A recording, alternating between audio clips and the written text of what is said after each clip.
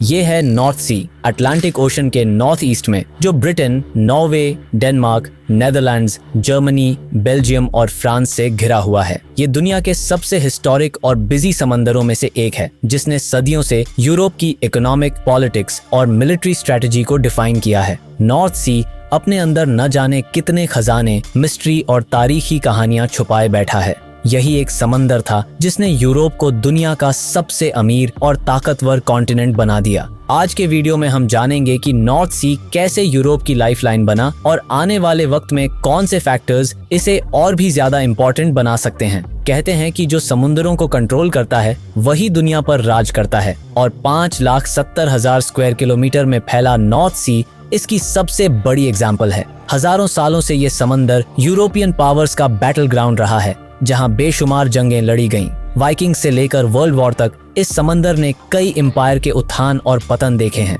लेकिन अब सवाल यह है कि आने वाले दिनों में नॉर्थ सी की अहमियत और कैसे बढ़ेगी। आइए डिटेल में जानते हैं। नॉर्थ सी की वॉर्स की शुरुआत 43 ईस्वी में हुई, जब रोमन एम्पायर ने अपने शिप्स के जरिए ब्रिटेन पर अटैक किया और वहां कब्जा जमाने के बाद पहली बार पोर्ट्स बनाए। यह एक बड़ा टर्निंग पॉइंट था, क्योंकि इसके बाद ब्रिटेन और सेंट्रल यूरोप के बीच ट्रेड शुरू हुआ। यही वह लम्हा था जब यूरोपियन एम्पायर्स को एहसास हुआ कि जो भी यूरोप पर राज करना चाहता है उसे नॉर्थ सी पर कंट्रोल लेना होगा। 8वीं सदी में जब रोमन एम्पायर का कोलैप्स हुआ तो नॉर्थ सी का कंट्रोल स्कैंडिनेवियन वाइकिंग्स के हाथों में चला गया। ये वाइकिंग्स अपनी छोटी छोटी कश्तियों का इस्तेमाल करके नॉर्दर्न और सेंट्रल यूरोपियन कंट्रीज पर हमले करते और उन्हें लूटते। इनकी शिप्स इतनी हल्की और फुर्तीली थीं कि ये न सिर्फ समंदर में बल्कि यूरोप के दरियाओं के रास्ते भी सेंट्रल यूरोप तक पहुंच जाते। उनकी इस लूटमार से पूरा यूरोप परेशान था।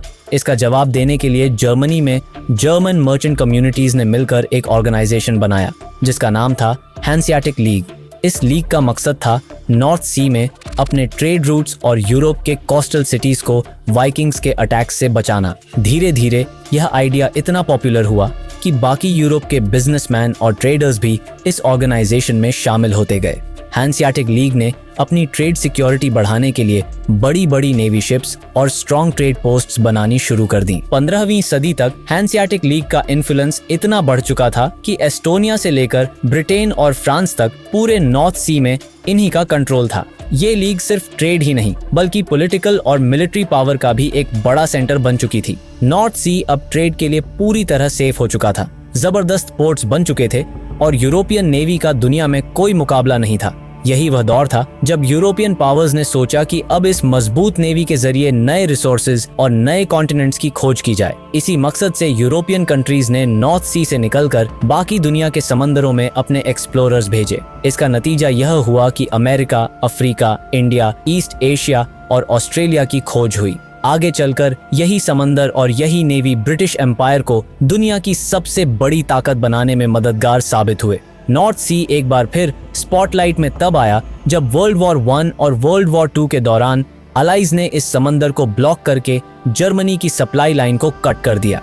यह एक ऐसा टर्निंग पॉइंट था जिसने दोनों वर्ल्ड वॉर्स का नतीजा पूरी तरह बदल दिया। वर्ल्ड वॉर 2 में हिटलर लिटरली अनस्टॉपेबल था, लेकिन इसके बावजूद ब्रिटेन को फतह नहीं कर सका, और इसकी सबसे बड़ी वजह नॉर्थ सी था। अगर जर्मनी इस समंदर पर पूरा कंट्रोल ले लेता तो शायद ब्रिटेन पर कब्जा कर लेता और इतिहास कुछ और होता। वर्ल्ड वॉर 2 खत्म होने के बाद इसी नॉर्थ सी को आर्म्स डंपिंग ग्राउंड बना दिया गया। कई रिसर्च के मुताबिक आज भी नॉर्थ सी की तह में करीब 1.5 मिलियन टन का गोला बारूद और मिलिट्री वेपन्स मौजूद हैं, जो पिछले 70 सालों से समंदर के नीचे पड़े हैं। लेकिन नॉर्थ सी के नीचे सिर्फ गोला बारूद ही नहीं बल्कि और भी बहुत कुछ था, कुछ ऐसा जो यूरोप को ट्रेड, कम्युनिकेशन और इकोनॉमिक डेवलपमेंट का ग्लोबल हब बनाने वाला था। वर्ल्ड वॉर 2 से पहले नॉर्थ सी को सिर्फ एक मिलिट्री स्ट्रैटेजिक कंपोनेंट के तौर पर देखा जाता था, लेकिन वर्ल्ड वॉर 2 के बाद जो यूरोपियन कंट्रीज कभी एक दूसरे के खिलाफ लड़ती थीं, वे अब इकट्ठा होकर नाटो का हिस्सा बन चुकी थीं।